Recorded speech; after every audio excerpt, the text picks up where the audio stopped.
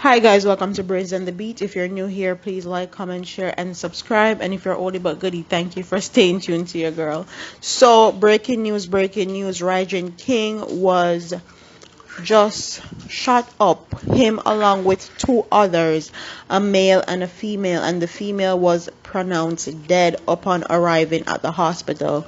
No one knows if Rygin King is in critical condition or if he's okay or not, or he's in surgery or what's the case may be, but please keep him and the other male in your prayers and thoughts because they're going to need it. 2020 just seemed like a very salt destructive year, and I would advise people to stay home. Like, it seemed like the best place to be right now in this pandemic is at your house. My hubby was just talking about how he feels good staying at home and being able to have his daughter laying on his chest and chill. There's nothing like that experience, and I hope other men feel like that, because right now your yard are the best place to be, even if you're just at home Netflixing by yourself.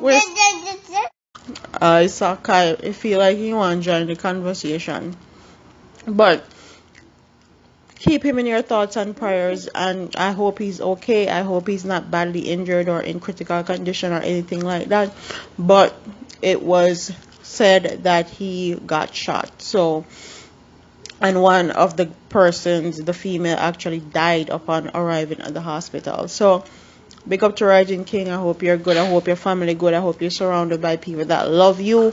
And this is one thing I need to say. Once you get to a certain level, a certain status in Jamaica, where as far as entertainment or music is concerned, you normally become a target. And a lot of these artists need to be very careful. Some of them, I think, need to start actually having security, order a security team or something, because too many times we see these artists in Jamaica get shot up or involved in a shootout or something goes awry, and they need people to protect them. The hip hop artists, them do it over here in the US all the time. So I don't see why Jamaican artists feel like though they don't need that protection. A lot of them have this macho mentality or this macho